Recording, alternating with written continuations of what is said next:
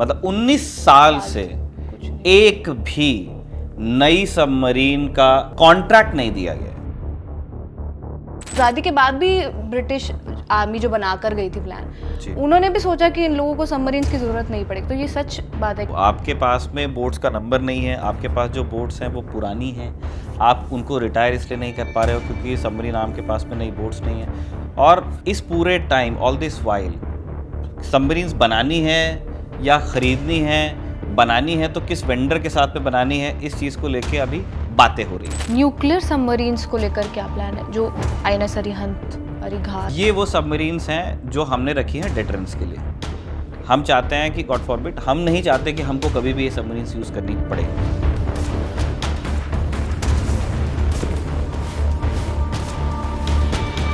तो लॉजिस्टिक और जो बजट है वो एक बड़ा हर्डल है इसमें। इंडियन नेवी कम से कम इन देयर ओन माइंड्स वो सी डिनायल और सी कंट्रोल दोनों तरीके से काम करना चाहते हैं। विक्रांत के लिए भी एयरक्राफ्ट अभी आना बाकी है। मना नहीं किया किसी ने कि हम नहीं देने वाले, बट आए नहीं हैं। उनके दिमाग में ये बात है कि सबसे कम अटेंशन हम लोग और सबसे कम पैसा हम लोग हमको देते हो आप। नेवी ने आत्मनिर्भरता का जितना साथ दिया है उतना आर्मी या एयरफोर्स ने नहीं दिया। अगर नेवी आत्मनिर्भरता में न माने, है ना, ये तो आत्मनिर्भरता तो 2014 से एक टर्म कॉइन हुआ, लेकिन नेवी तो पहले से सपोर्ट कर रही है इंडिजिनस प्रोडक्शन को। वो नहीं करेंगे तो उनको चीज़ें मिलेंगी ही नहीं।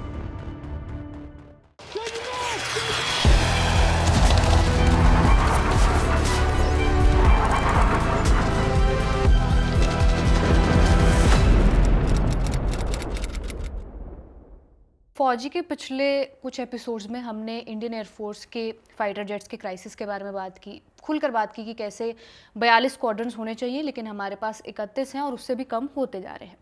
इंडियन एयरफोर्स के बाद एक और फोर्स है जो क्राइसिस में है। किस चीज़ को लेकर? सबमरीन्स को लेकर, और हमारी इंडियन नेवी।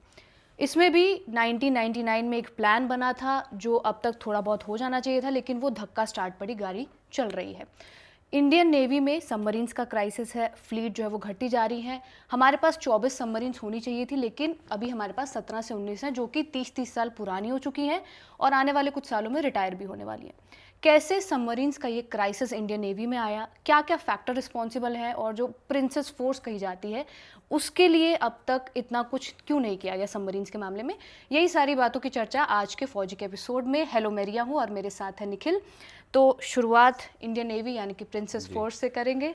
तो पहले मुझे ये जानना है कि मैं ये पढ़ रही थी कि सबमरीन्स की जो बात है वो आज़ादी के बाद भी ब्रिटिश आर्मी जो बना कर गई थी प्लान, उन्होंने भी सोचा कि इन लोगों को सबमरीन्स की ज़रूरत नहीं पड़ेगी। तो ये सच बात है कि उन्होंने कहा कि इनको क्या ये इनके बस की तो है ही नहीं सबमरीन्स टाइप। देखिए, सेकेंड वर्ल्ड वॉर में सबमरीन्स बहुत अच्छे से इस्तेमाल हुई थी और जैसे जर्मन्स ने तो सब उनका जीना हराम कर दिया था। जो सप्लाई रूट्स आते थे जो यूएस से यूरोप तक के जो थे, और उन कॉन्वॉयज़ को वो डे इन डे आउट वो हिट करते थे, तो वो बड़े सक्सेसफुल थे। तो इन मतलब जो सेकेंड वर्ल्ड वॉर का जो एक्सपीरियंस था उसने ये चीज़ स्थापित कर दी थी कि सबमरीन्स भविष्य में जिस तरह से समंदर में लड़ाई होगी, सबमरीन उसका एक हिस्सा होगा। जैसे एयरक्राफ्ट कैरियर तो काफ़ी एक फ्लैशी चीज़ है, बड़े बड़े बैटल शिप्स रहे हैं और बड़े डिस्ट्रॉयर्स रहे हैं, फिर एयरक्राफ्ट कैरियर्स आ गए। तो जो सरफेस शिप्स हैं उनकी उपयोगिता हमेशा हमेशा से थी, है ना। कॉम्बैट में सबमरीन्स का इस्तेमाल सेकेंड वर्ल्ड वॉर में मतलब खुद को साबित करता है और लोगों को समझ में आता है कि एक बहुत बड़ा शिप जो सरफेस पे चल रहा हो, एक बहुत बड़ा बैटल शिप, उसको इतनी सी यू बोट जो जर्मन है ना, वो उसको इतना हैरेस कर सकती है। क्योंकि आप ये देखिए कि उस ज़माने की बात है जब उतने एडवांस सोनार और ये सारी चीज़ें नहीं होती थी, और पानी के नीचे आज भी बहुत मुश्किल है। ये 2025 अब तो 26 आ जाएगा, उसमें भी टेक्नोलॉजी में पानी के अंदर चीज़ों को खोजने की तकनीक बहुत एडवांस नहीं है। इसीलिए वो एक बहुत पोटेंट चीज़ है कि अगर आप एक नेवल क्रू को विद देयर वेपन्स किसी शिप को ऑन पर्पस अगर आप डुबा सको और वो पानी के अंदर चल सके, तो वो बहुत लीथल है आज भी। तो आप उस ज़माने के बारे में सोचिए। आया, लेकिन जैसे आपने ठीक कहा कि जब ये बात हुई कि जब ब्रिटिश मतलब जैसे उन्होंने तो रॉयल नेवी के लाइंस पे ही इंडियन नेवी को भी इमेजिन किया था, वहीं से वो स्टैंडर्ड आता है जो बीच में किंग जॉर्ज स्टैंडर्ड कहते हैं, सेंट जॉर्ज स्टैंडर्ड शायद कहते हैं, मैं भूल रहा हूँ। तो इंडियन नेवी का फ्लैग बड़े लंबे समय तक वैसा ही रहा जैसा रॉयल नेवी का है। तो शुरुआत ऑब्वियसली सरफेस शिप से ही हुई, और जब हम आज़ाद हुए तब कोई हमारे पास में सबमरीन्स नहीं थी। आज़ाद होने के बाद में फिर जैसे बाकी सर्विसेज के साथ हुआ, एयरफोर्स के साथ में और आर्मी के साथ में, बहुत सारा इक्विपमेंट हमने ब्रिटेन से ही लिया, क्योंकि ब्रिटेन पे हमारा पैसा बनता था। हमारे बहुत सारे पाउंड्स उस ज़माने में 47 में उनके पास थे। तो अब जैसे ब्रिटेन, उसको हमेशा एक, जिसको मुझे उसके लिए टर्मिनोलॉजी भी बहुत अच्छे से नहीं याद आ रही है, क्या कहते हैं उसको, उनका मतलब डिज़ाइन इस तरह का होता था कि rather than having this pounds back, आप कुछ ले लीजिए। तो जैसे वो एयरक्राफ्ट हो सकता है, कोई शिप हो सकता है। हमारे जो शुरुआती बड़े शिप्स आए हैं वो ब्रिटेन से ही आए थे, जो सेकेंड वर्ल्ड वॉर में उन्होंने बनाया, लेकिन फिर लड़ाई ख़त्म हो गई तो उसका काम नहीं रहा। तो 1961 में आईएनएस विक्रांत, जो पहला विक्रांत था, आया। और उस टाइम पे जो फिलॉसफी थी इंडियन नेवी में, वो सी कंट्रोल की थी। उस ज़माने की बात मैं, जब हम आज़ाद हुए हैं उसके वक्त की बात मैं कर रहा हूँ आपसे। और उसके बाद कुछ सालों तक के उन्हें यही लगा कि जो सेकेंड वर्ल्ड वॉर में, क्योंकि जिस तरह का प्रदर्शन यूएस नेवी ने दिखाया था विद देयर एयरक्राफ्ट कैरियर्स, तो उनको लगा कि ये शायद एक सही फिलॉसफी है, इस पर काम करना चाहिए हमें, और हमें सी कंट्रोल पे जाना चाहिए, क्योंकि हमारे पास एक बहुत बड़ा कोस्ट है, हम एक पेनिनसुलर कंट्री हैं, और हज़ारों हज़ार किलोमीटर की हमारी सीमा है। हमको 2 फ्लैंक्स हैं, है ना, एक ईस्टर्न सी बोर्ड हमारा बहुत बड़ा है, वेस्टर्न सी बोर्ड बहुत बड़ा है हमारा, फिर उसके बाद आप इंडियन ओशन को आप पूरी तरह से कमांड करते हो। तो उनको लगा कि सी कंट्रोल एक कि बड़े बड़े शिप्स होने चाहिए, और उनके ऊपर एयरक्राफ्ट्स हम रखते हैं, और वैसे will control the seas. Pakistan ने सी डिनाइल पे ध्यान दिया, है ना, और एक सही थॉट के साथ वो आगे बढ़े। पाकिस्तान के जो मिलिट्री प्लानर्स रहे होंगे, मतलब बहुत सारी उन्होंने गलतियां की हैं, और बहुत हम उनके इंटेलिजेंस को क्वेश्चन कर सकते हैं, लेकिन उन्होंने एक चीज़ बहुत सही पकड़ी कि हम इंडियन नेवी को हम ऐसे शिप टू शिप तो हम कभी मैच नहीं कर पाएंगे, क्योंकि हिंदुस्तान, मतलब 1947 में जब आज़ादी आई उनको भी और हमको भी, तो उनके पास कुछ गया, और दोनों कंट्रीज़ को साइज़ के हिसाब से रिसोर्सेज मिले, बट वो चीज़ उनके दिमाग में बड़ी क्लियर थी कि हम कभी उतने बड़े कैरियर्स या उतने बड़े डिस्ट्रॉयर सरफेस शिप्स में हम कभी इनको बीट कर नहीं पाएंगे। तो उस टाइम पे यूएस के साथ में उनके रिलेशंस बहुत अच्छे थे। तो इस रीजन में, साउथ एशिया में, पहली सबमरीन पाकिस्तान ही लेकर आया, जो यूएसएस डियाब्लो थी 1963 में। मतलब हमने 61 में हमने आईएनएस विक्रांत हमारे पास आता है, हम ब्रिटेन से उसको लेते हैं, कमीशन करते हैं, और 1963 में वो एक सबमरीन लेके आते हैं। तो उनका थॉट आपको वहीं से समझ में आ रहा है कि हम वी कैन नॉट आउटस्पेंड इंडिया, है ना, हम उतना पैसा खर्च नहीं कर सकते, उतनी बड़ी फोर्स को हम कैसे मेंटेन करेंगे। तो अगर वो सी कंट्रोल करना चाहते हैं तो let us deny them the seas, sea denial. तो सी डिनाइल के लिए सबसे बढ़िया, भाई सरफेस शिप को अगर ये शक रहेगा, है ना, और हम 60s की बात कर रहे हैं, जब पानी के अंदर स्कैनिंग आज भी बहुत मुश्किल है, मैं कह रहा हूँ उस ज़माने में और मुश्किल थी। तो अगर आपको इस बात में डाउट है कि पानी के नीचे से क्या आ रहा है ना, आप ऊपर तो आप रडार पे या फिर आप दूरबीन से दूर दूर आप शिप्स को ट्रैक करने की कोशिश कर सकते हो, या आपके जो एयरक्राफ्ट उड़ रहे हैं, हेलीकॉप्टर्स उड़ रहे हैं, वो जा करके देख सकते हैं। लेकिन पानी के नीचे अगर कोई है छुपा हुआ, तो वो एक बहुत बड़ी प्रॉब्लम बनती है फॉर अ सरफेस शिप। इसलिए सबमरीन्स को लीथल माना जाता है। तो उन्होंने सही दिमाग चलाया, और यूएस की उनको हेल्प भी मिली। उन्होंने 1963 में वो डियाब्लो लेके आए, और उसके बाद फिर एक थॉट इंडिया में आया कि नहीं यार, सबमरीन्स भी होनी चाहिए, हमको सरफेस शिप्स चाहिए, है ना, हम एक कैरियर नेवी रहेंगे। बहुत लंबे समय तक सिर्फ इंडिया ही था इस रीजन में, चीन ने बहुत बाद में कैरियर्स लिए, हम ही एयरक्राफ्ट कैरियर यहाँ पे ऑपरेट करते थे, और ऐसा मान के चला जाता था कि ये एरिया बिलोंग्स टू इंडिया, है ना। इस तरह से। तो जब वहाँ पे डियाब्लो आ गई, तो उसके बाद यहाँ पे थॉट आया कि नहीं, हमको सी डिनाइल को अवॉइड नहीं करना चाहिए, हमें उस तरफ भी ध्यान रखना, हम सरफेस शिप्स भी बनाएंगे और हम सबमरीन्स भी लेंगे। और आप ये देखिए कि लगातार लड़ाइयाँ होती जा रही हैं, है ना। एक लड़ाई 47 में ही हो गई आपकी, फिर उसके बाद में 62 में चीन के साथ बड़ा ख़राब हमारा एक्सपीरियंस रहा, फिर तब एक ही, और उसमें कोई नेवल इन्वॉल्वमेंट नहीं था, एयरफोर्स का कोई इन्वॉल्वमेंट नहीं था, वो आर्मी ने वहाँ पे लड़ी थी। तब आपके पास में एयरक्राफ्ट कैरियर था। 65 में पाकिस्तान से आपकी फिर लड़ाई हो जाती है, जो मतलब एक स्टेलमेट पे ख़त्म होती है। इंडिया ऑलमोस्ट हराने ही वाला होता है पाकिस्तान को और वो ख़त्म हो जाता है। तो उसके बाद फिर एक ना क्लैरिटी आ जाती है दिमाग में कि नहीं, हमको सबमरीन आर्म भी एक बनाना पड़ेगा नेवी में, और उसके लिए हमको क्रू चाहिए, उसके लिए हमको सबमरीन्स चाहिए। तो उस ज़माने में अब वेस्ट का एक बहुत ही आप ये कह लीजिए एक बहुत क्लियर उनका टिल्ट टुवर्ड्स पाकिस्तान था। उन्होंने ही, यूएस ने उनको डियाब्लो दी थी, लीज किया था। तो फिर वैसे फिर यहाँ पे फिर सोवियत यूनियन के साथ में बात हुई, और 1967 में पहली सबमरीन्स आई, जो ओरिजिनल जो कलवरी क्लास है फॉक्सट्रॉट्स आई हमारे पास में। और उसके बाद में हिंदुस्तान में सबमरीन आर्म आया। वो गाजी जहाँ से मतलब इस पूरे रीजन में सबमरीन्स बनाने की शुरुआत, इंडक्ट करने की शुरुआत हुई थी, वो 1971 में दुबई भी गई ऑफ विशाखापट्टनम कोस्ट। और अब पाकिस्तान ने अभी कुछ दिन पहले एक नई बोट, एक नई सबमरीन कमीशन की है, उसको भी उन्होंने पीएनएस गाजी नाम दिया है। तो ये एक नेवल ट्रेडिशन है, पुरानी बोट्स का नाम दिया जाता है। जैसे कलवरी आई हमारे यहाँ 67 की ही बात है, और उन्होंने सर्विस की, वो रिटायर कर गई हैं। तो अब जो नया जो स्कॉर्पियन क्लास है उसके अंदर भी आपको कलवरी मिलेगी। तो बोट्स का नाम सरवाइव करता है ना। हम क्या कहते हैं, सिर्फ वो हल रिटायर होता है बट द शिप लिव्स। तो उस फिलॉसफी पे चल रहा है काम। तो फिर फॉक्सट्रॉट सबमरीन्स आई, तो वो मेरे ख्याल 8 सबमरीन्स हमने ली जो सक्सेसिव ईयर्स में आई। और उसके बाद तो ये आप इंपोर्ट कर रहे हो। फिर बीच में एक बड़ा इंजीनियस आइडिया आया कि हमको कुछ सबमरीन्स बनानी चाहिए अपने यहाँ। फिर जो माझगांव डॉक लिमिटेड है MDL मुंबई में, उस टाइम मुंबई कहते थे, वहाँ पे जर्मनी, वेस्ट जर्मनी उस टाइम होता था, वेस्ट जर्मनी के साथ में एक करार हुआ कि एक HTW वहाँ पे कंपनी थी।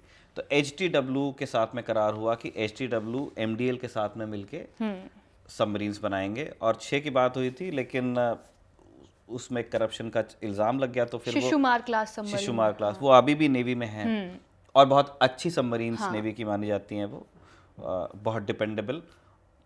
तो वो 4 बना करके वो रह गया। और उसके बाद में फिर for a very long time मतलब हमारे पास में सबमरीन्स नहीं था। हमने सोवियत यूनियन से लेना चालू रखा, जो कि प्रोजेक्ट 75 आए। हाँ, इस पे भी मैं आता हूँ। तो जैसे ये 1984 में शायद 81 में ये हुआ है। हाँ, अर्ली 80s में HDW वाला मामला ख़राब हो गया आपका, करप्शन के चार्जेस लग गए, और फिर वो लाइन वैसी ही रह गई। तो जो एयरफोर्स के साथ हुआ था कि पहले आपने मारुत बनाया, और बन गया था वो एयरक्राफ्ट, और फिर लेकिन एयरफोर्स के रिक्वायरमेंट्स समय के साथ में चेंज हुए, तो किसी ने ये सोचा नहीं, मतलब वो अबैंडन कर दिया गया उस आप ये कह लीजिए, वो जो एक सॉफ्ट स्किल हमारे इंजीनियर्स ने अक्वायर की थी। ठीक है, कंसल्टेंट बाहर से आया था मारुत बनाने के लिए, लेकिन बहुत सारे इंडियन इंजीनियर्स की उसमें मेहनत थी, HAL में वो बनता था। आपने अबैंडन कर दिया। उसके बाद में फिर तेजस आते तक कि आपने कुछ सोचा नहीं। मोर और लेस वही नेवी के साथ में हुआ कि लोग डरते भी, एक पॉलिटिकल लीडरशिप है वो बहुत डरती भी है। उनको ऐसा लगता है कि एक बार करप्शन का चार्ज लग जाए, और एक टाइम पे करप्शन को, अभी जैसे करप्शन को लेके उतना सेंसिटिव नहीं है। हाँ। आप इल्ज़ाम लगा देते हो, कुछ नहीं होता, कोई इस्तीफा नहीं। लेकिन उस टाइम पे ये एक बड़ा दाग होता था कि और डिफेंस राजीव के गांधी ने मामले वो में तो फोर्स कर दिया, इसने कोई शुमार में किसी ने पैसा खा लिया। तो इन सारी चीज़ों में फिर लोगों ने हाथ डालना बंद किया। तो इसीलिए फिर हम सबमरीन्स लेते गए सोवियत यूनियन से, लेकिन इंडिया में प्रोडक्शन के बारे में बहुत लंबे टाइम तक के फिर नहीं सोचा गया। और एक बड़े विजनरी ये हुए थे chief of naval staff CNS admiral Bhagwat. उनके ज़माने में कारगिल के आसपास, मतलब वो कारगिल से पहले से ये प्लान बना रहे थे। वो एक 30 ईयर सबमरीन बिल्डिंग प्लान के बारे में उन्होंने सोचा था 1999 में, 99 के आसपास उसको फिर अप्रूव कारगिल ने ना बहुत सारी चीज़ों को वो किया, जैसे चर्बी हटा के बहुत सारी चीज़ों को तेज किया, और परतें खोल दी बहुत सारी कि क्या क्या करना चाहिए। हाँ, जैसे ये आप MMRC है या MRF है, जो कॉन्ट्रैक्ट्स एयरफोर्स के हैं वो कारगिल से आते हैं, है ना, आपका सबमरीन बिल्डिंग प्रोग्राम को फाइनली एक सीरियस थॉट दिया जाता है आफ्टर कारगिल, है ना। वैसे ही एक FARP फील्ड आर्टिलरी जो है इंडियन आर्मी की, उनके लिए एक परचेज की चीज़ें, बहुत सारी चीज़ें हैं कारगिल की लड़ाई से ना, लोगों के कान ऐसे खड़े हुए कि नहीं जल्दी करना चाहिए।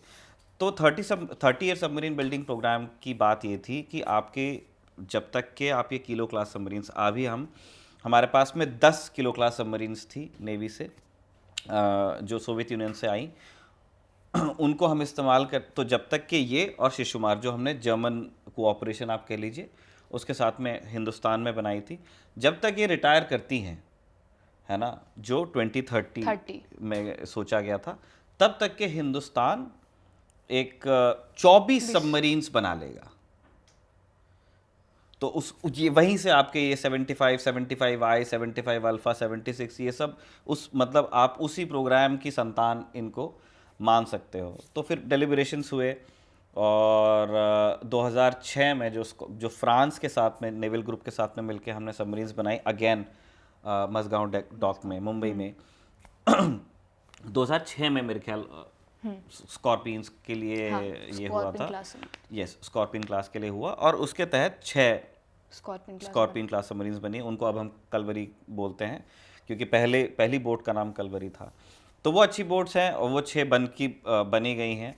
लेकिन 2006 के बाद रिया, हम 2025 में बात कर रहे हैं, 6-16 मतलब 19 साल से एक भी नई सबमरीन का कॉन्ट्रैक्ट नहीं दिया गया है ना। बात देखिए, ये RFP, RFI, ये सारी चीज़ें हुई हैं, बहुत सारी बातचीत हुई है ना। PI कर लेते हैं, प्रोजेक्ट 75I कर लेते हैं, अल्फा कर लेते हैं, जीटा ये सब हम कर रहे हैं, है ना। हम जो बाहर वेंडर्स हैं उनके साथ में डिलिब्रेट भी कर रहे हैं कि हमको जर्मन्स के साथ में जाना चाहिए, या हमको फ्रांस के साथ में जाना चाहिए, है ना। हमको कौन सी टेक्नोलॉजी के साथ में, या अगेन हमको रशिया के साथ में मिलकर रशियन डिज़ाइन पे बोट्स बनानी चाहिए, ये सारी बातें चल रही हैं, है ना।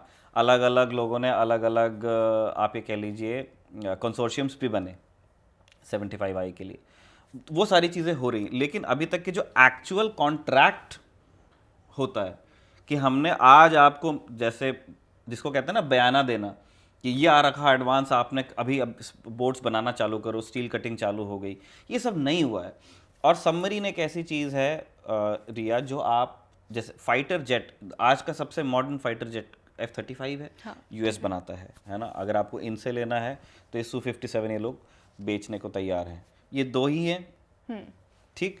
इनको आप ऑफ द शेल्फ खरीद सकते हो, ठीक। आपके पास if you have enough money और आपकी बात होती है रूस से, या आप डोनाल्ड ट्रम्प तो मतलब ऐसे वो चिप्स की तरह बेचते हैं, हाँ। तो आप जाकर के ले सकते हो, आपके पास उतना पैसा है, आप एक कॉन्ट्रैक्ट दीजिए उनको, और आप आज पैसा दोगे और आज वो एयरक्राफ्ट उड़ के आएगा, या कुछ महीनों में आ जाएगा, 1-2 साल में आ जाएगा। सबमरीन्स इतनी कॉम्प्लिकेटेड चीज़ें होती हैं कि आप उनको ऑफ द शेल्फ ले ही नहीं सकते। किसी और की ला करके खुद, मतलब किसी और के लिए बन रही है, वो आके हम यूज़ कर लेंगे, ऐसे भी नहीं होता है। क्योंकि सबमरीन्स हर जगह के अपने अपने डॉक्ट्रिन्स हैं, हर जगह का हमने लीज करके सबमरीन्स यूज़ की हैं। रशिया की बहुत, यस, INS चक्र नाम से हमने की है, चक्रा बोल देते हैं लोग। तो हमने न्यूक्लियर सबमरीन्स लेकर के उनसे यूज़ भी की हैं। हमारा क्रू सोवियत यूनियन में जाके पहले ट्रेन होता था, अभी रूस जाकर के ट्रेन होता है, अभी एक और वहाँ से न्यूक्लियर बोट हम लीज कर रहे हैं। जो भी चल रहा था कि पुतिन आए हैं तो आप वहाँ से ले लोगे, लेकिन ये एक स्टॉप गैप अरेंजमेंट होता है। आपके जो रिक्वायरमेंट्स हैं, आपका जो चैलेंजेस है, उसके हिसाब से सबमरीन्स ना कस्टम बिल्ड चीज़ें होती हैं, हाँ। जैसे दर्जी से अगर आपने कपड़े सिलवाए हैं तो वो बिल्कुल आपके साइज़ के हिसाब से बनेंगे, आपकी ज़रूरत के हिसाब से बनेंगे। सबमरीन्स उस तरह का इक्विपमेंट होता है, किसी देश की एक स्पेसिफिक नीड के लिए उनको डिज़ाइन किया जाता है। तो किसी और देश का आप, अव्वल तो मैं कह रहा हूँ कि ऑफ द शेल्फ मार्केट में कहीं सबमरीन्स कहीं बिकती नहीं है ना। और किसी और की लाएंगे तो वो एक आपको कितना सूट करेगी, आप कितना क्रू ट्रेन करोगे उनके लिए। क्योंकि जो सबमरीन का आप सोचिए, एक पूरा शिप है हज़ारों टन का, और उसको ऑन पर्पस आपको डुबाना है, तो वो कितना कॉम्प्लिकेशन है। उसी के अंदर जनरेटर्स हैं अगर कन्वेंशनल सबमरीन्स के बारे में, उसी के अंदर बैटरीज हैं, उसके अंदर टॉर्पीडोज लगे हुए हैं। अब वो सबमरीन्स आ गई जो मिसाइल्स फायर करती हैं, फिर उस क्रू को खाने अंदर एक किचन होता है जिसमें खाना बनता है। तो ये सारी चीज़ें आपको करनी है वहाँ पे एक क्लोज स्पेस में और लिमिटेड क्रू के साथ में। तो वो एक इनफाइनाइटली मतलब कॉम्प्लिकेटेड चीज़ है बहुत ही जिसका complex। यस और जिसका सोल्यूशन हर देश ने अपनी रिक्वायरमेंट के हिसाब से लग, जैसे सोवियत यूनियन जो सबमरीन्स बनाता है उनको बहुत ठंडे इलाकों में उनको चला, क्योंकि सोवियत यूनियन आप देखिए बहुत ऊपर है नॉर्दर्न हेमिस्फेयर में, है ना, तो उनकी उनकी बोट्स उस हिसाब से बनी हुई हैं उस ठंडे मतलब एकदम बर्फीले ठंडे क्लाइमेट के लिए। हमारे यहाँ थोड़े से वार्म पानी, तो उससे क्या होता है कि जिस सबमरीन को जिस तरह के पानी के लिए डिज़ाइन किया जाता है वो उस तरह के पानी में बेस्ट परफॉर्मेंस देगी। जैसे हिंदुस्तान, यूएस एक अलग चीज़ है, वो पूरे दुनिया में सबमरीन्स फेल करते हैं, तो वो अपने फिलॉसफी में वो चीज़ें करते हैं, that is a different thing. अगर हिंदुस्तान जैसा देश है तो हमको प्राइमरीली क्या करना है, हमको ईस्टर्न सीबोर्ड, वेस्टर्न सीबोर्ड और थोड़ा इंडियन ओशियन, हम यहीं पे पेट्रोल करना चाहते हैं, अनलेस वो एक बहुत भविष्य की बहुत आगे की चीज़ होगी।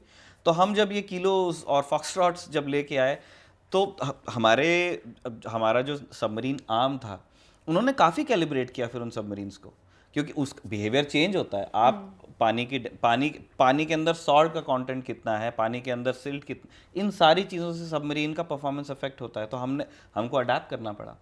हाँ, मैंने सुना कि सॉल्टी वाटर जो है वो भी बहुत ज़्यादा अफेक्ट करता है वो तो सबमरीन के लिए। समंदर में ही चलना है सबमरीन को, तो उसके लिए तो सबमरीन्स आर डिजाइंड, है ना। मैं कह रहा हूँ कि अलग जैसे अलग अलग पारिस्थितिकी होती है ना, जैसे यूरोप का क्लाइमेट अलग है, इंडिया का क्लाइमेट अलग है, सहारा डेजर्ट अलग है, तो उस वैसे ही समंदर के अंदर भी होता है। तो अलग अलग जो मौसम है सो टू स्पीक समंदर के, उसमें इक्विपमेंट अलग तरीके से बिहेव करता है। तो इन सारी चीज़ को रख करके सबमरीन्स डिज़ाइन की जाती हैं और उस तरह से उनको मैन किया जाता है, ऑपरेट किया जाता है। तो ये एक बहुत अच्छा आइडिया था कि जो HTW के साथ में हमने जो काम किया 80s में, वो एक बहुत अच्छा सोल्यूशन था ऑफ दिस प्रॉब्लम, कि कहीं से ख़रीदने से ये अच्छा है कि एक जो स्टाफ रिक्वायरमेंट्स है नेवी के उसके हिसाब से एक बोट डिज़ाइन की जाए और उस बोट को हिंदुस्तान में बनाया जाए विथ फॉरेन कोलैबोरेशन, और धीरे धीरे हमारे इंजीनियर्स सीखेंगे और सीखते सीखते एक समय वो आ जाएगा जो कि हम अपनी सबमरीन्स को डिज़ाइन भी कर पाएंगे और हम अपनी सबमरीन्स को हिंदुस्तान में मैन्युफैक्चर भी कर पाएंगे। जो 30 ईयर सबमरीन बिल्डिंग प्लान था उसका ओरिजिनल आइडिया ही ये था कि आप फॉरेन कोलैबोरेशन के साथ में यू स्टार्ट, और जैसे जैसे आप सीखते हो बाद में आप खुद बोट्स बनाने लगना, जो 76 है। तो ये सारी चीज़, लेकिन ये हो नहीं पाया, मतलब जितने आप ये कह सकते हैं बहुत सारे उसके कारण हैं, लेकिन हम वो बोट्स बना नहीं पाए। आज ये हो गया है कि हमारे पास में सोवियत यूनियन से ली हुई 7 बोट्स हैं, और उसमें और अच्छा जर्मन और सोवियत यूनियन जो दोनों हमने बोट 4 वो हैं, 7 ये 11 शिप्स, 11 सबमरीन्स आप कह लीजिए। तो ये 11 सबमरीन्स सब अपना एक एक लाइफ एक्सटेंशन उनको मिल चुका है ना। सबमरीन्स को इसी तरह से इन्विसाज किया जाता है कि एक उनका एक लाइफ पीरियड आप बनाते हो, और उसमें उसका जो बीच वाला टाइम होता है उसमें उसको आप एक रिफिट के लिए लेके आते हो, और रिफिट में फिर आप, क्योंकि वो जैसे 10 या 15 या 20 साल बाद होता है, तो बहुत सारी जो नई टेक्नोलॉजीज आप यूज़ कर सकते हो वो। तो हमने क्या, तो वो तो हमारी सबमरीन्स के साथ में हुआ, मतलब अब हम एक सेकंड एक्सटेंशन के लिए हमको जाना पड़ रहा है क्योंकि हमको दूसरी बोट्स मिल नहीं रही हैं। पर एक्सटेंड करना सर्विस लाइफ सबमरीन्स की एक सस्टेनेबल सोल्यूशन है या नहीं? ये तो आउट ऑफ और कोई चारा नहीं है ना।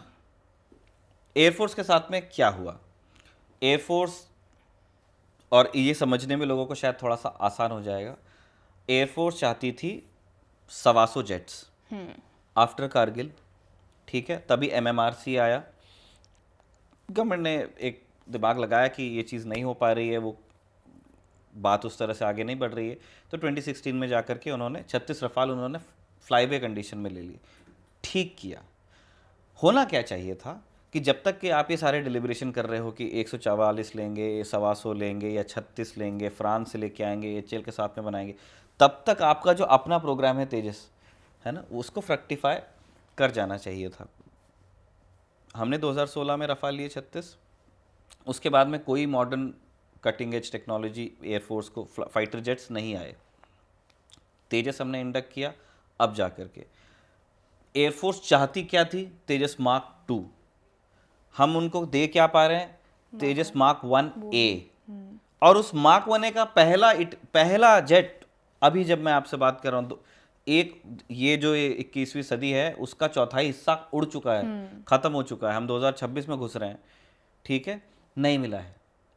तो नेवी के साथ भी यही हुआ, नेवी के साथ में यही हुआ कि आपके पास में स्कॉर्पियंस तो चलो क्योंकि कॉन्ट्रैक्ट हो गया था तो वो बनती रही, उसमें भी वो थोड़ा सा डिले स्कॉर्पियन में इसलिए हुआ क्योंकि बीच में एक इंक्वायरी बैठ गई थी पीएसी की, लेकिन उन्होंने छः सबमरीन्स उन्होंने डिलीवर कर तो दी।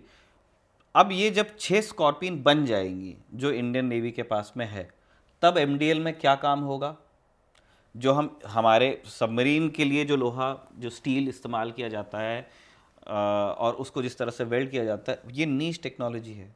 हमने अपने इंजीनियर्स को सालों साल लगा के वो सिखाया था, ठीक। पहले एक बार जब एमडीएल में पहले जर्मन टेक्नोलॉजी के साथ काम हुआ तब, अब जब फ्रेंच टेक्नोलॉजी के साथ काम हुआ तब, अब वो 6th स्कॉर्पियन डिलीवर करने के बाद में दे सिटिंग आइडल। बीच में एक प्रस्ताव आया, और ये सब कब हो रहा है आप ध्यान दे दीजिए, जब आपके 4 जो HDW सबमरीन्स हैं वो अपनी जो सर्विस लाइफ है ऑलमोस्ट पूरा कर चुके हैं। उसके बाद जो 7 आपके पास में किलो क्लास सबमरीन्स हैं वो भी अपनी सर्विस लाइफ ऑलमोस्ट पूरी कर चुकी हैं। और ये इनको मतलब जैसे अगर नेवी के पास ऑप्शन होता तो इनको रिटायर कर दिया जाता, लेकिन उनके पास में बोट्स ने ये परफॉर्म करती हैं, अच्छे चल नहीं रही हैं, मैं ये नहीं कह रहा हूँ, लेकिन आप एक पुरानी टेक्नोलॉजी को कितना स्ट्रेच कर सकते हो आज के जो रिक्वायरमेंट्स है उस हिसाब से, उसकी एक लिमिट है। यही मिग 21 वाली चीज़ ही है वो, कि ऐसा नहीं कि मिग 21 हवा से उड़ते उड़ते नहीं गिर रहे थे वो, लेकिन आप एक बहुत विंटेज टेक्नोलॉजी को बहुत नए इन्वायरमेंट में आप इस्तेमाल करोगे, उस तरह से वो डिलीवर करेगा नहीं, और आपके ऊपर स्ट्रेस आएगा, स्पेयर्स का स्ट्रेस आएगा, मेंटेनेंस का स्ट्रेस आएगा। और सबमरीन्स में जो आइडियल, अगर सब कुछ अच्छे से चल रहा हो, सब कुछ सही है ना, सही टाइम पे सबमरीन्स बन रही हैं, सही टाइम पे इंडक्ट हो रही हैं, सही टाइम पे पेट्रोल जा रही है, तो रूल ऑफ थर्ड कहते हैं उसको, कि किसी एक टाइम पे एक ही सबमरीन, मतलब 3 सबमरीन आपको रखनी पड़ेगी, तब आपको एक सबमरीन पेट्रोल पे मिलेगी। उसका कारण क्या है, एक सबमरीन पेट्रोल पे होगी, एक सबमरीन डॉक पे होगी रीसप्लाई में, क्योंकि जैसे अगर कन्वेंशनल सबमरीन है तो उसको डीजल चाहिए, हाँ। उसको, और जो आपका क्रू है उसके लिए खाना चाहिए। आपने अगर आपने टॉर्पीडोज या मिसाइल्स को आपने फायर किए तो आप वो मैगजीन्स दोबारा लोड होंगे, ये सारा काम डॉक पे होता है, उसके लिए सबमरीन को वापस आना होता है पोर्ट पे। फिर एक सबमरीन ट्रांजिट में होगी। सबमरीन एक ऐसा पीस ऑफ इक्विपमेंट होता है कि वो हमेशा, जिसको कहते हैं ना कि वो हर वक्त लड़ाई पे ही है, वो ढूंढ ही रहा है अपने दुश्मन को समंदर के अंदर, है ना, उनके लिए कोई पीस टाइम नहीं है। अगर वो पेट्रोल पे हैं तो वो मतलब वो एक्टिवली डिप्लॉयड हैं, और वो दूर होगा, है ना, आप कोस्ट को पेट्रोल करके कोई मतलब नहीं है, आप कहीं समंदर में हो तो वहाँ से जाना और आना। तो एक सबमरीन ट्रांजिट में होगी, एक सबमरीन डॉक पे होगी, जो तीसरी सबमरीन होगी वो वहाँ होगी। तो ये ऐसे चलता है। तो अगर आपके पास में 6 स्कॉर्पियन हैं जो मॉडर्न हैं, आपने नेवल ग्रुप के साथ में मिलकर बनाई है, तो उसमें इफेक्टिव मतलब जो उसका डिप्लॉयमेंट रहेगा वो आपको एक्टिव आपको 2 सबमरीन्स मिलेंगे, क्योंकि ऑब्वियस होगा 2 रूल ऑफ थर्ड के हिसाब से अगर आप जाओगे तो 2 डॉक पे होंगी, एक ईस्ट में हो सकती है, एक वेस्ट में हो सकती है, 2 ट्रांजिट में होंगी, और 2 ही तो डिप्लॉयड होंगी। तो आप सोचिए कि अगर आपके पास में if you are down to 17 और 18, तो उस हिसाब से भी आपकी 6 होती हैं। और हम उन सबमरीन्स की बात, और हम एक बार कह चुके हैं कि ये सबमरीन्स रिटायर हो जानी चाहिए थी, है ना, फॉर गुड, लेकिन क्योंकि हमारे पास में 30 साल से सर्विस दे रही है, 30 साल से तो सर्विस में है, आपने एक एक्सटेंशन ले लिया दूसरा, और फिर कुछ कुछ ऐसी भी चीज़ें आती हैं, मेंटेनेंस इश्यूज भी होते हैं। ज़रूरी नहीं है कि सिर्फ वो रीफिट के लिए ही आए, कोई एक नॉर्मल एक ऐसी चुनौती आ सकती है कि एक कोई बड़ी दिक्कत है जिस वजह से सबमरीन इज़ नॉट सर्विसेबल, है ना। हमारे साथ इससे पहले हुआ है कि डॉक पे एक्सीडेंट हुआ, उस तरह हमारी 1 किलो सबमरीन उसी तरह से ये हुई है। तो इन सारी चुनौतियों का ध्यान रखते हुए नंबर बहुत कम है, आपके पास में बोट्स का नंबर नहीं है, आपके पास जो बोट्स हैं वो पुरानी हैं, आप उनको रिटायर इसलिए नहीं कर पा रहे हो क्योंकि सबमरीन आर्म के पास में नई बोट्स नहीं है। और इस पूरे time all this while submarines बनानी है या ख़रीदनी है, बनानी है तो किस वेंडर के साथ में बनानी है, इस चीज़ को लेके अभी बातें हो रही हैं। ये तो हुई कन्वेंशनल सबमरीन्स की बात। न्यूक्लियर सबमरीन्स को लेकर क्या प्लान है, जो आईएनएस अरिहंत, अरिघात? वो एक अलग चीज़ है रिया। जैसे ठीक है, उसमें आईएनएस अरिहंत ये है, आपके एक्टिव ड्यूटी पे है। जो आईएनएस अरिघात है, आईएनएस अरिघात से ही K4 मिसाइल का टेस्ट हुआ, सबमरीन अभी लॉन्च बैलिस्टिक recently। मिसाइल। तो अभी एक दिन 2 दिन पहले की बात है, आज है 27। 27, हाँ। तो 25 तारीख को हुआ। हाँ। 25 दिसंबर 2025 को एक K4 मिसाइल फायर की गई और वो टेस्ट फायर था उसका। तो इसका मतलब अरिघात भी इज रेडी है ना, उनके या तो बिल्कुल लास्ट उनके ट्रायल्स चल रहे होंगे या तो वो रेडी हैं। और उसके बाद अरिदमन ऐसा बताते हैं कि वो भी एकदम एडवांस स्टेज पे है। तो अरिदमन इज S4। तो और अरिदमन जो होगा ये अरिहंत और अरिघात से बड़ा होगा। हाँ। बड़ी सबमरीन होगी और उसका भी काम काफ़ी एडवांस स्टेजेस में है। तो ये तीनों सबमरीन्स हैं, लेकिन ये स्ट्रेटेजिक वेपन्स हैं और इनमें क्रू इंडियन नेवी का होता है ज़रूर, लेकिन वो जैसे वो CNS के अंडर पे नहीं होते हैं, या जो आपके ईस्टर्न फ्लीट है हमारी या वेस्टर्न फ्लीट है उनके अंडर नहीं होते हैं। जो स्ट्रेटेजिक फोर्सेस कमांड है हिंदुस्तान की, ये उनको रिपोर्ट करते हैं। और ये वो सबमरीन्स हैं जो हमने रखी हैं डेटरेंस के लिए। हम चाहते हैं कि गॉड फॉरबिड, हम नहीं चाहते कि हमको कभी भी ये सबमरीन्स यूज़ करनी पड़े। ये हमारा जो न्यूक्लियर ट्रायड है यूज़ करनी पड़े, मतलब ये पेट्रोल पे होती हैं, बट हम कभी चाहते नहीं कि हमको इनको अगेंस्ट एनिमी यूज़ करना पड़े। और उसका कारण बड़ा क्लियर है कि ये हमारे न्यूक्लियर ट्रायड का हिस्सा है। न्यूक्लियर ट्रायड में आपको तीनों जो डिमेंशंस हैं, आसमान से, ज़मीन से और समंदर से, आप न्यूक्लियर डेटरेंस आप इंश्योर कर सकते हो। आपके दुश्मन पर आप न्यूक्लियर वेपन्स फायर कर सकते हो। ये आपका ऐसे आपका न्यूक्लियर ट्रायड पूरा होता है। उसका सबसे की हिस्सा सबमरीन्स होती हैं। कारण उसका ये है कि मान के चलिए एक ऐसी स्थिति को आप इमेजिन कीजिए कि हिंदुस्तान है, हमारा वेस्टर्न दोस्त या हमारे नॉर्दर्न दोस्त कोई सोचते हैं कि एक अटैक ऐसा करेंगे जो बिल्कुल ओवरवेलमिंग होगा, है ना, और उसमें पूरा हिंदुस्तान का कमांड एंड कंट्रोल एक बार में साफ कर देंगे। मतलब वो कहीं से वो लोग ये सोच लेते हैं कि सारी की पर्सनालिटीज़ कहाँ पे रहती हैं, ये कमांड एंड कंट्रोल के हमारे नोड्स कहाँ कहाँ पे हैं, कहाँ कहाँ वो बंकर्स बने हुए हैं। एक्यूरेटली अगर सबको एक साथ हिट कर देंगे तो हम क्या करेंगे? ऐसे में तो वो लड़ाई शुरू होते ही वो जीत जाएंगे। तो सेकंड स्ट्राइक कैपेबिलिटी क्या करती है कि अगर सब कुछ ख़त्म हो जाता है तब भी हमारी जो ये स्ट्रेटेजिक बोट्स हैं, अरिहंत, अरिघात, अरिदमन आने वाली हैं, और इसके बाद में हम और बड़ी बोट्स बनाएंगे, बहुत बड़ी बड़ी बोट्स, जिस तरह की हम जैसे चक्र हमने लीज की है ना, उतनी बड़ी बोट्स बनाने की बात हो रही है अभी।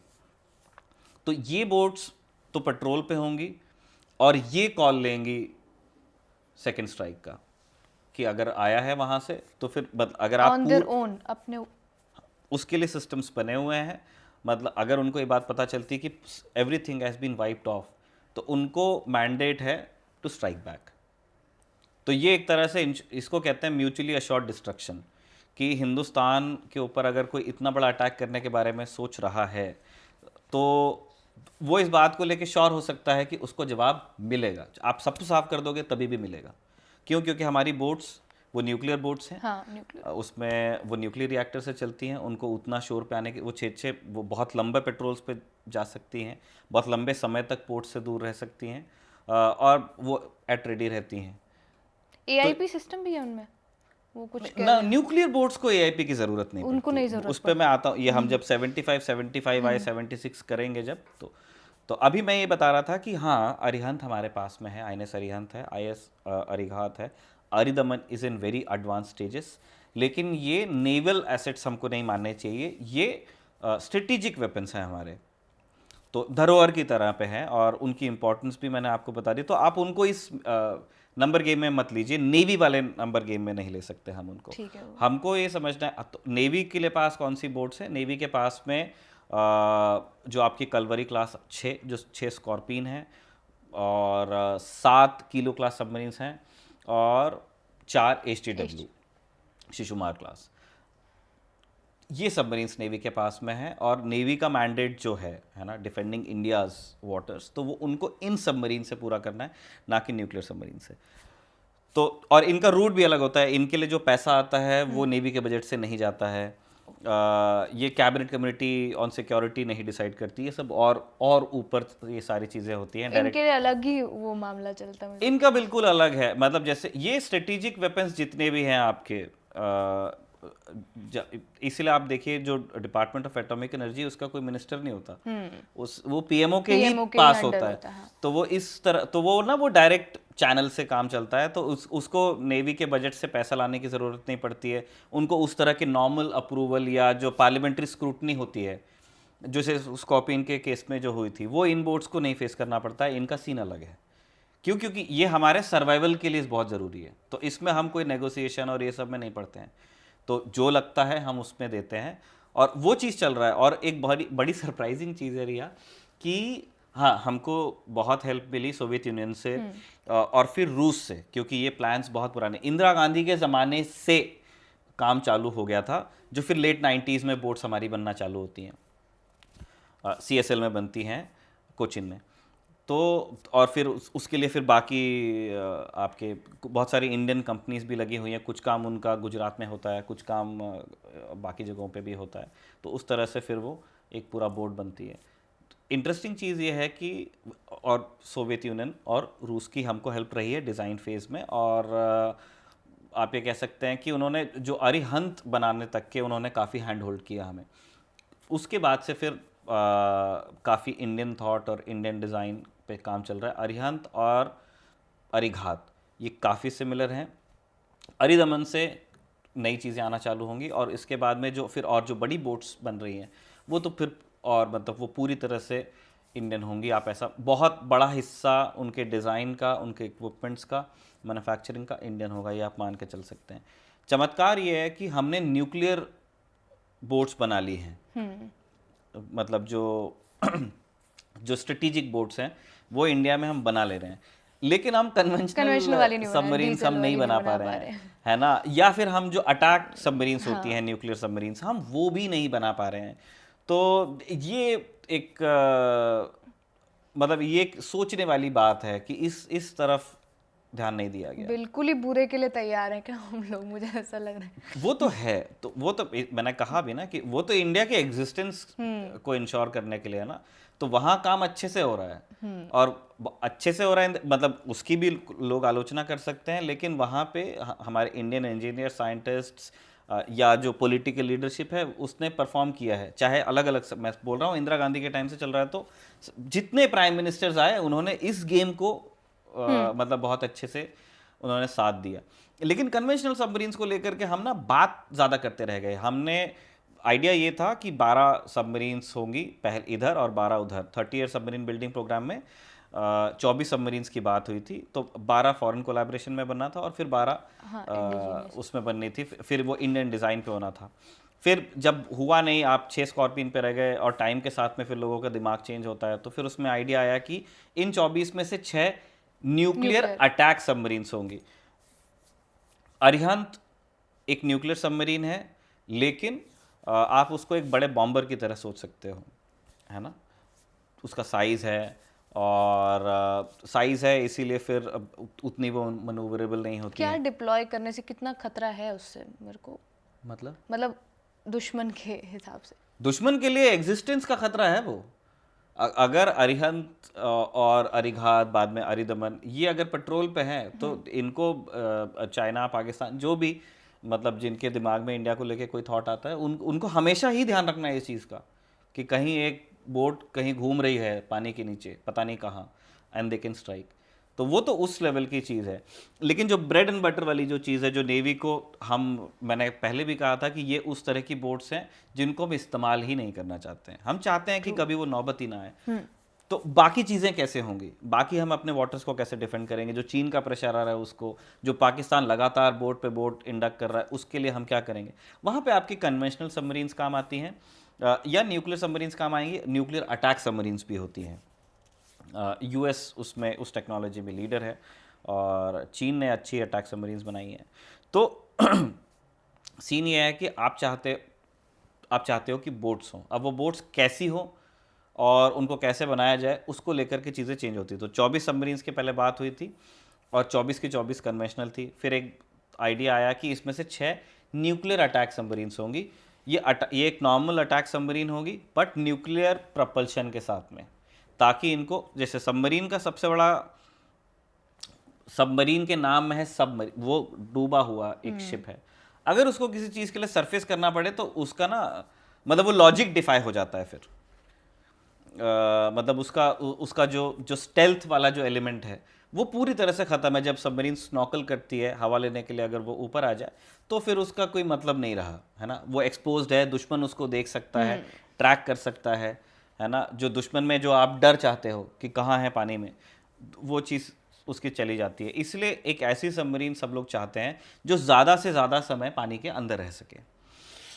अब कितने समय, तो न्यूक्लियर अगर सबमरीन होगी तो उसको वापस बाहर आने की कोई ज़रूरत नहीं है, क्योंकि वो तो जब क्रू के लिए खाना ख़त्म होगा तभी बाहर आएंगे। न्यूक्लियर सबमरीन्स को सरफेस करने की कोई ज़रूरत नहीं होती है।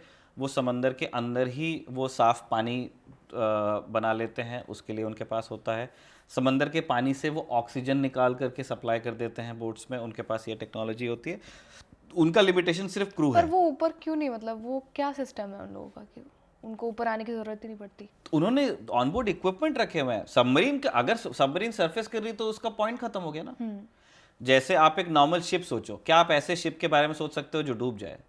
नहीं, बट मैं कह रही क्योंकि वो शिप डूब गया ना आपका। तो सबमरीन के लिए वही चीज सरफेस करना है। एक सबमरीन एक्टिव ड्यूटी पे, एक एक्टिव पेट्रोल पे कभी नहीं, या एक्शन के बीच में जब एक मिशन आप कर रहे हो तब सरफेस नहीं करना चाहते हो आप, बिल्कुल आप खुद को एक्सपोज नहीं करना चाहते हो। आप चाहते हो कि पानी के अंदर रह के काम हो। तो सक्सेसिव जो ईयर्स रहे हैं उसमें ये सारी टेक्नोलॉजी आई है, जिसमें जो न्यूक्लियर सबमरीन्स में तो ये सब होता है। हमने अपनी बोट्स में आर्यन तरीकात में लगाया है कि समंदर के पानी से ऑक्सीजन बनाते हैं, समंदर के पानी से ही साफ पानी आरओ करके अंदर सप्लाई करते हैं। उनका न्यूक्लियर सबमरीन का लिमिटेशन इज क्रू। क्रू की फटीग, कि उनको कितना एक पेट्रोल पे आप उनको कितने हफ्ते, कितने महीने आप उनको रख सकते हो, और उसके बाद खाना क्रू अपने साथ में कितना ले गया है, या उनके वेपन्स मैगजीन में कितना आर्मामेंट्स है, ये उनका लिमिटेशन यहाँ से आता है। उनको सरफेस करने की कोई ज़रूरत नहीं है। कन्वेंशनल सबमरीन्स जो होती हैं ये डीजल इलेक्ट्रिक सबमरीन्स होती हैं। कैसे काम करती हैं? इनमें बड़े बड़े डीजल जनरेटर लगे होते हैं और डीजल जनरेटर से बिजली बनती है और वो सप्लाई, उससे आप इधर यू कैन रन डायरेक्टली। लेकिन आपको अगर पानी के अंदर जाना है तो पानी के अंदर डीजल जनरेटर नहीं चल सकते। तो पानी के अंदर डीजल जनरेटर नहीं चल सकते तो आप क्या करोगे? आप डीजल जनरेटर चला करके, एक बहुत बड़ा बैटरी पैक होता है, बहुत बड़ी बड़ी बैटरीज सबमरीन में होती हैं, उन बैटरीज को आप चार्ज करते हो और इन बैटरीज से फिर जो प्रोपेलर है, मोटर जो प्रोपेल करती है, उसको क्या हिंदी में क्या कहेंगे? मोटर ही कह देंगे हम लोग। नहीं, मोटर तो प्रोपेलर को घुमा रही है, मतलब एक पंखा सा होता है जो पानी को काटता है और उससे सबमरीन आगे बढ़ती है। तो और फिर उसके कंट्रोल सर्फेसेस, ये सब उस बैटरी से चलते हैं। तो जितनी अच्छी बैटरी लगी है और जितने अच्छे जनरेटर्स हैं, जितना आपके पास, जैसे आपके पास इन्वर्टर्स हैं जो जल्दी बैटरी को चार्ज करते हैं, उससे ये पता चलता है कि ये सबमरीन कितने दिनों का गोता लगा सकती है। बैटरी पावर पे आप कितने दिन चल सकते हो और कितने दिन बाद आपको बाहर आना ही पड़ेगा। You will have to snorkel ताकि आपकी बैटरी चार्ज हो सके। तो ये एक चैलेंज है। तो जो सालों साल से दुनिया भर के इंजीनियर्स, हर कोई अच्छी बैटरी बनाने की कोशिश में लगा हुआ है, अच्छे साइलेंट जनरेटर्स बनाने की कोशिश में लगा हुआ है, और इस तरह से चल रहा है। जो आप पूछ रहे हो AIP, हाँ। AIP का रोल कहाँ पे आता है? बैटरीज की एक सर्टेन लिमिट है कि आप 1 दिन 2 दिन 3 दिन 4 दिन 5 दिन आप बैटरी पावर पे चलिए, उसके बाद में you have to come out. जैसे ही बाहर आ गए सबमरीन सबमरीन नहीं रही in the classical sense of the word. आप बाहर आ चुके हो, आप एक्सपोज हो गए, दुश्मन देख सकता है आपको। एआईपी ने क्या, एआईपी में ये है कि वो एयर इंडिपेंडेंट प्रपल्शन बोलते हैं उसको। तो उसमें फ्यूल सेल्स होते हैं और फ्यूल सेल बिना हवा के वो बिजली बनाते हैं और वो बिजली सप्लाई होती है आपके बैटरीज को, और वो बैटरीज फिर ये चलाते हैं, मोटर्स को चलाते हैं और सारे ऑनबोर्ड इक्विपमेंट चलाते हैं। और एआईपी के साथ में 20 दिन 21 दिन सबमरीन्स चल लेती हैं, है ना। ये बहुत 3 हफ्ते 4 हफ्ते तक के एआईपी चल जाता है और वो फिर एक मतलब आपको एक बड़ा बैंडविड्थ देता है कि आपने एक बार गोता लगाया तो आप 2 हफ्ते या 20 दिन आपको बाहर आने की ज़रूरत नहीं है। तो ये दुनिया भर में एआईपी सबमरीन्स पे काम हो रहा है, कोरियंस ने बनाई है और आई गेस जर्मन्स के पास में एआईपी सबमरीन्स हैं, फ्रेंच लोगों के पास में है और रशिया के पास तो होगी। वो न्यूक्लियर सबमरीन्स बनाते हैं। एआईपी प्लग मुझे नहीं लगता है कि रशियंस के पास में या मेरे पास ये जानकारी नहीं है। तो ये एक नीश टेक्नोलॉजी है एआईपी सब्स, और पाकिस्तान में एआईपी सबमरीन्स पे काम हो रहा है। हिंदुस्तान अभी मतलब हम भी एआईपी सबमरीन्स हम भी चाहते हैं, है ना। 75I जो होगा जिसके अंदर 6 सबमरीन्स बनना है, वो एआईपी सबमरीन्स ही होंगी। और जैसा मैंने आपको बताया कि कंसोर्शियम्स बन गए थे और उनसे काफ़ी बातचीत भी आगे हो गई थी।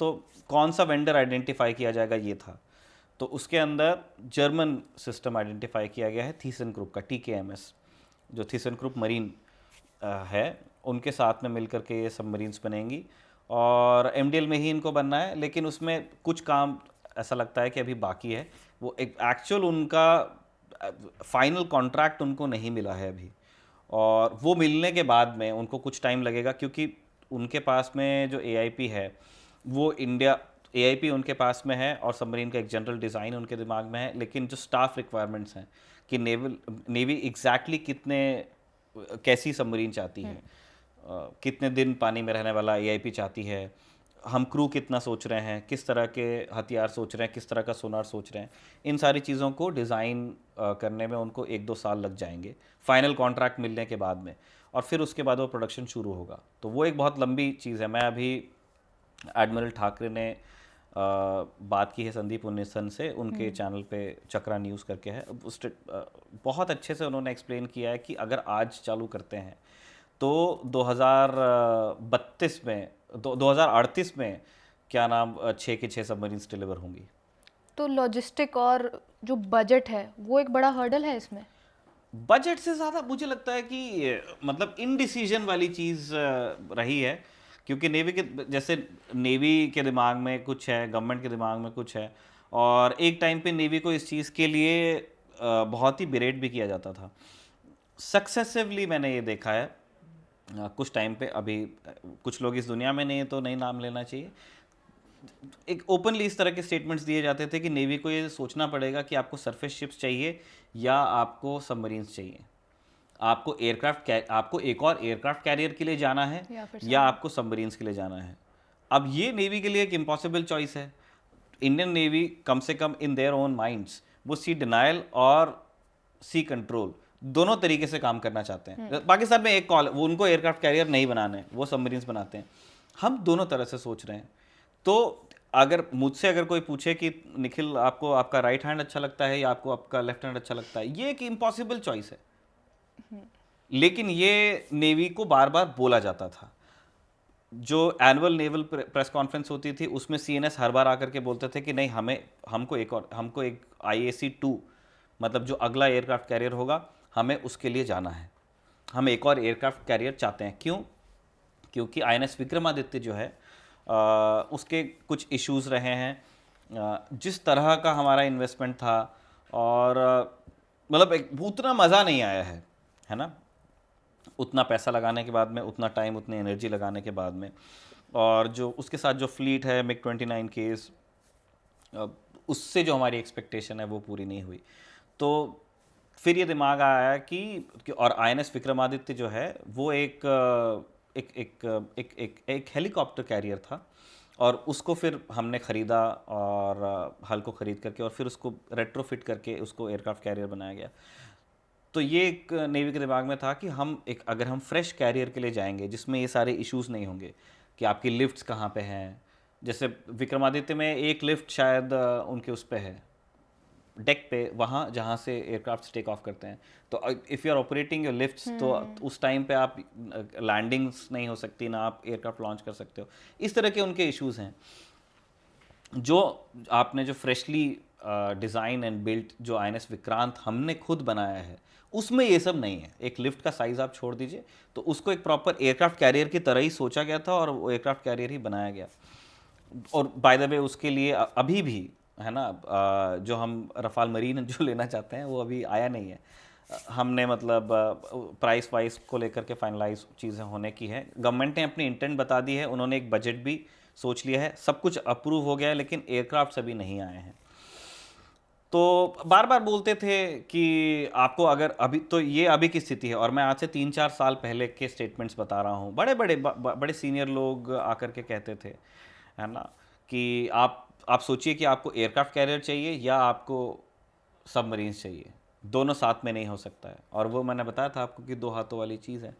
आज अब 4-5 साल हो गए इन सारी चीज़ों को, इस प्रेशर को जो नेवी पे लगातार डाला जा रहा है 5 साल 7 साल या कह लो 10 साल से। आज 2026 आने वाला है, नेवी को नया एयरक्राफ्ट कैरियर मिल गया है क्या? Answer is no. विक्रांत के लिए भी एयरक्राफ्ट अभी आना बाकी है। मना नहीं किया किसी ने कि हम नहीं देने वाले, बट आए नहीं हैं। क्या दूसरे एयरक्राफ्ट कैरियर पे काम शुरू हो गया है? नहीं, उसके भी कुछ अप्रूवल्स और मतलब अभी वो बातों वाले फेज में है ना। ये हमारा इंडियन डिफेंस का और टू सम एक्सटेंट रेलवेज का भी बड़ा प्रॉब्लम रहा है। बहुत बात करते हैं, तो बातें हो रही हैं अभी, है ना। तो IAC-2 जो होगा उसके लिए अभी किसी को पता नहीं है कि उसका टनेज क्या होगा, या वो कहाँ बनेगा एग्जैक्टली, हम कितने साल में बनाना चाहते हैं, उसमें एयरक्राफ्ट कौन से, ये अभी वहाँ तक कि हम गए नहीं हैं। ठीक है, इसका मतलब सरकार की या सरकार को जिसने एडवाइस किया या जो लोग इस तरह की बातें करते थे, they are having their way इसमें कि हाँ आपको नया एयरक्राफ्ट कैरियर की तरफ उतना अभी एनर्जी लगाना नहीं है। तो क्या बोट्स मिल गई? बोट्स भी नहीं मिली। आपको सबमरीन्स भी नहीं मिली हैं। तो ना नेवी को एयरक्राफ्ट कैरियर आप नया नया दे रहे हो, और ना नेवी को आप सबमरीन्स दे रहे हो। नहीं दे रहे हो का मतलब क्या है? 75I जिसके अंदर AIP सबमरीन्स बननी थी 6 बननी थी। हाँ, उसको लेकर के मैंने अभी भी फाइनल कॉन्ट्रैक्ट अवार्ड नहीं हुआ है। लोग ये बात कर रहे हैं कि हाँ जर्मन्स के साथ में बात हो गई है, TKMSC को पिक किया गया है और वो शायद MDL में बनेगी। तो अगर वो और एक्सेलरेट करना चाहेंगे तो शायद एक लाइन LNT में पड़ जाए, लेकिन वो बनेंगी MDL में। अब ये मान के चल रहे हैं। बीच में एक स्टॉप गैप अरेंजमेंट ये सोचा गया कि यार अगर ये 75I में कॉन्ट्रैक्चुअल नेगोशिएशंस में कि पैसा कितना होगा, इंडिजिनियस कंपोनेंट कितना होगा, कहाँ क्या, कौन इंडिया से इसमें कोलैबोरेट करेगा और बनेगा, अगर ये बातें बहुत लंबी चल रही हैं, तो जो स्कॉर्पियन आप बना रहे थे माजगांव में, और जो लाइन अभी खाली पड़ी है, आपके सारे इंजीनियर्स ट्रेंड हैं, आपका सारा इक्विपमेंट, सारी मशीन्स आपकी बनी हुई हैं, सब रेडी है। क्या आप इसको एक फॉलो ऑन ऑर्डर में बदल सकते हो कि आप से 3 स्कॉर्पियंस ही बना लो, एग्जैक्ट डिज़ाइन, जो डिज़ाइन था वैसे ही बना लो, या जितना टाइम आपके पास में है विद सम क्विक फिक्सेस एक स्ट्रेच्ड स्कॉर्पियन आप बना लो? वो भी करने की कोशिश की गई जब प्राइम मिनिस्टर फ्रांस गए थे तब, और उसमें सुनने में आ रहा है कि 3 स्कॉर्पियंस और बनाने की बात थी एडिशनल। लेकिन जो फ्रेंच साइड है, जो नेवल ग्रुप है, नेवल ग्रुप का कहना है कि हम जो कॉन्ट्रैक्चुअल ऑब्लिगेशन हमारे आपके साथ में था, इट वाज फॉर 6 बोट्स, और 6 बोट्स वी हैव डिलीवर्ड। अब आपको जो नई 3 चाहिए, वो ऐसे नहीं होगा कि आप 7th और 8th और 9th बोट की तरह हम उसको नहीं देखेंगे। This will be a fresh contract, एक नया सिरे से वो कॉन्ट्रैक्ट चाहते हैं। और मुझे ऐसा लगता है कि उसमें शायद प्राइस शायद उन्होंने कुछ एस्ट्रोनॉमिकल कोट किया होगा, वरना और कोई कारण नहीं है। अगर वो सेम डिज़ाइन पे बनने वाली थी, या फिर बहुत ही कम चेंजेस के साथ में MDL में ही बनने वाली थी विथ नेवल ग्रुप, और वो नहीं बन रही हैं और वो स्कॉर्पियन लाइन खाली है और वो उसमें भी जो फाइनल कॉन्ट्रैक्ट है या नहीं हुआ है ना, दोनों तरफ से इंटेंट विंटेंट बता दी गई है। पीआईबी में रिलीज भी आया था कि 3 सबमरीन्स को लेके नेवल ग्रुप के साथ में समझौता हुआ है वगैरह वगैरह, लेकिन एक्चुअल कॉन्ट्रैक्ट मिल गया हो, फ्रेंच इंजीनियर्स यहाँ आ रहे हों, एमडीएल में लोग जा रहे हों, स्टील कटिंग के बारे में सोच रहे हों, इतना लोहा खरीदना है, यहाँ से ये पेरिस्कोप लेके आना है, ये सारी चीज़ें अभी नहीं हो रही हैं। और जो मेरा थिंकिंग है या जो ऐसा जो समझ में आता है वो यही है कि वो शायद वो प्राइस नेगोशिएशन उस तरह से मतलब जो इंडियन एक्सपेक्टेशन है पैसे की वो शायद पूरी नहीं हो पा रही होगी, या फिर इनको लग रहा होगा कि इतना पैसा दे करके ये 4 चीज़ें और मिलनी चाहिए, वो नहीं हो रहा होगा। तो इसलिए जो आप 6 के बाद में 3 और स्कॉर्पियंस की बात थी, चाहे सेम डिज़ाइन चाहे स्ट्रेच स्कॉर्पियंस, वो भी अभी उस पर काम नहीं हो रहा है, सिर्फ इंटेंट ही दिख रहा है, वो काम नहीं आ रहा है इंटेंट काम नहीं है। तो ये 75 आई हो गया, फिर एक 75 अल्फा है। तो 75 अल्फा क्या है? 75 alpha is about attacks, naval attack, अपना nuclear submarines, nuclear attack submarines, जो एसएसएन्स बोलते हैं, जो आपके अरिहंत है सब सरफेस बैलिस्टिक न्यूक्लियर, यानी ये न्यूक्लियर सबमरीन्स हैं जो बैलिस्टिक मिसाइल्स फायर करेंगे, है ना ये। और मैंने पहले आपको बताया कि ये स्ट्रेटेजिक वेपन्स हैं, ये नेवी का क्रू होता है लेकिन ये नेवी से ऑर्डर्स नहीं लेते हैं, ये इनका स्ट्रेटेजिक, इनका एक अलग ही लैडर है। नेवी के लिए 6 न्यूक्लियर बोट्स जो अटैक सबमरीन्स होंगी न्यूक्लियर प्रोपल्शन वाली, वो है। फिर उसके बाद एक प्रोजेक्ट 76 है।